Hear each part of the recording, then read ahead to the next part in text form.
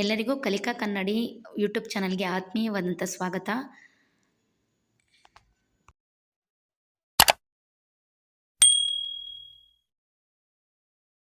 ಎಲ್ರಿಗೂ ನಮಸ್ಕಾರ.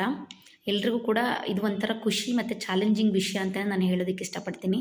ಯಾಕಂದರೆ 384 ಗೆಜೆಟೆಡ್ ಪ್ರೊಬೇಷನರ್ ಹುದ್ದೆ ಭರ್ತಿಗೆ ಪ್ರಸ್ತಾವವನ್ನು ಸಲ್ಲಿಸಿದೆ ಆಲ್ರೆಡಿ.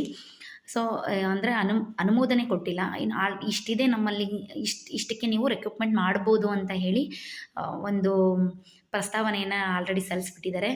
ನಿಮಗೆ ಗೊತ್ತಿರೋ ಹಾಗೆ KS ಅಥವಾ ಗೆಜೆಟೆಡ್ ಪ್ರೊಬೇಷನರಿ ಕಾಲಾಗತ್ತೆ ಅಂತ ಗೊತ್ತಿತ್ತು. ಬಟ್ ಇಷ್ಟೊಂದು ಹುದ್ದೆಗಳು ಕಾಲಾಗ್ತವೆ ಅಂತ ಗೊತ್ತಿರಲಿಲ್ಲ. ಯಾಕಂದರೆ ಸತಿ ಅಧಿವೇಶನಗಳಲ್ಲೆಲ್ಲ ಅಥವಾ ಚುಕ್ಕೆ ಗುರುತಿನ ಪ್ರಶ್ನೆ ಕೇಳಿದಾಗ ಬರೀ 40, 43, 50 ಅಥವಾ ನಾವು ಅಂದ್ಕೊಂಡಿದ್ದು 43 ಅಷ್ಟೇ ಖಾಲಿ ಇದೆ ಅನ್ನುವಂಥ ಮಾಹಿತಿಯನ್ನು ತಿಳಿಸ್ಕೊಟ್ಟಿದ್ದು ಅಷ್ಟೇ ಇತ್ತು.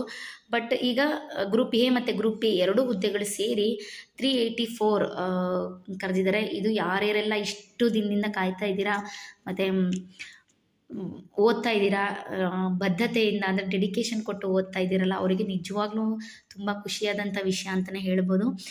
2023-24ನೇ ಸಾಲಿಗೆ ಗೆಜೆಟೆಡ್ ಪ್ರೊಬೇಷನರ್ಗಳ ಗ್ರೂಪ್ ಎ ವೃಂದದ 159 ಮತ್ತು ಗ್ರೂಪ್ ಬಿ ವೃಂದದ 255 ಸೇರಿ 384 ಹುದ್ದೆಗಳನ್ನು ಭರ್ತಿ ಮಾಡಲು ಪ್ರಕ್ರಿಯೆ ಆರಂಭಿಸುವಂತೆ ಸಿಬ್ಬಂದಿ ಮತ್ತು ಆಡಳಿತ ಸುಧಾರಣೆ ಇಲಾಖೆಯು ಕರ್ನಾಟಕ ಲೋಕಸೇವಾ ಆಯೋಗಕ್ಕೆ ಪ್ರಸ್ತಾವ ಸಲ್ಲಿಸಿದೆ. ಸೊ ಇವರು ಕೊಟ್ಬಿಟ್ಟಿದ್ದಾರೆ ಅಂತಂದರೆ ಇನ್ನೇನಿಲ್ಲ. ಇನ್ನು ಸದ್ಯ ಕೋಡ್ ಆಫ್ ಕಂಡಕ್ಟ್ ಆಗೋ ಅಷ್ಟೊತ್ತಿಗೆ ಕಾಲ್ ಆದರೆ ನಮಗೊಂದಿಷ್ಟು ಟೈಮ್ ಸಿಗುತ್ತೆ. ಇಲ್ಲ ಅಂತಂದರೆ ಎಲೆಕ್ಷನ್ ಆದಮೇಲೆ ನಾವು ಇದನ್ನು ನೋಡ್ಕೊಳ್ಬೇಕಾಗತ್ತೆ.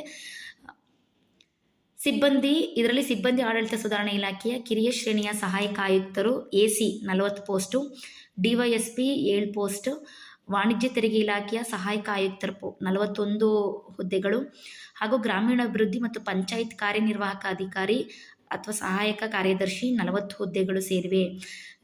ವಿವಿಧ ಇಲಾಖೆಗಳ ಮೂಲ ವೃಂದ ಹುದ್ದೆಗಳು 307, ಕಲ್ಯಾಣ ಕರ್ನಾಟಕ ವೃಂದದ 77 ಹುದ್ದೆಗಳನ್ನು ಭರ್ತಿ ಮಾಡಲು ಪ್ರಕ್ರಿಯೆ ನಡೆಸುವಂತೆ ಪ್ರಸ್ತಾವ ಉಲ್ಲೇಖಿಸಿದೆ. ಸೊ ಇದಿಷ್ಟು ಇವತ್ತಿನ ಪ್ರಜಾವಾಣಿ ಪೇಪರಲ್ಲಿ ಬಂದಿರುವಂಥದ್ದು. ಇದನ್ನು ಡೀಟೇಲ್ಸ್ ಆಗಿ ನಾನು ನಿಮಗೆ ಒಂದು PDF ಸೆಂಡ್ ಮಾಡ್ತೀವಿ. ಇವತ್ತಿಂದನೇ ಪ್ರಾರಂಭ ಮಾಡೋಣ. ಯಾಕಂದರೆ ನಾನು ಕೂಡ ಈ ಹುದ್ದೆಯ ಆಕಾಂಕ್ಷಿ ಕೂಡ ಆಗಿದ್ದೇನೆ. ಸೊ ನಾನು ಕೂಡ ಈ ಹಿಂದೆ ಓದಿರೋದಲ್ಲ, ಈಗೇನು ಇದಾದ ಮೇಲೆ ನಮ್ಮ ಮನಸ್ಸಲ್ಲಿ ಒಂದು ಆತ್ಮವಿಶ್ವಾಸ ಮತ್ತು ಹುಮ್ಮಸ್ಸು ಹುಟ್ಟುತ್ತೆ. ಸೊ ಎಲ್ಲರೂ ಕೂಡ ಚೆನ್ನಾಗಿ ಪ್ರಯತ್ನ ಪಡೋಣ. ಪ್ರಯತ್ನ ಪಡೋದ್ರಿಂದ ಯಾವುದೇ ತಪ್ಪಿಲ್ಲ ಅನ್ಸುತ್ತೆ. ಯಾಕಂದರೆ ಜ್ಞಾನ ನಮಗೆ ಇದೆಲ್ಲ ನಮ್ಗೆ ಗೊತ್ತಿರೋ ಅಂಥದ್ದೇ. ಯಾವತ್ತೂ ನಾವು ಕಲ್ತಿದ್ದು ಯಾವತ್ತೂ ಮಣ್ಣಾಗಲ್ಲ. ಅದು ಯಾವತ್ತಾದರೂ ಒಂದಿನ ಉಪಯೋಗಕ್ಕೆ ಬಂದೇ ಬರುತ್ತೆ. ಸೊ ಪ್ರಯತ್ನ ನಮ್ಮದಷ್ಟೇ, ಪ್ರತಿಫಲವನ್ನು ಆಮೇಲೆ ಬಯಸೋಣ. ಏನೇ ನೆಗೆಟಿವಿಟಿ ಅಥವಾ ವ್ಯವಸ್ಥೆಯ ಬಗ್ಗೆ ನಮಗೇನೇ ದೂರುಗಳಿದ್ರೂ ಅದನ್ನೆಲ್ಲ ಪಕ್ಕಕ್ಕಿಟ್ಟು ಪ್ರಯತ್ನ ಮಾತ್ರ ಪಡೋಣ ನಾವಷ್ಟೇ.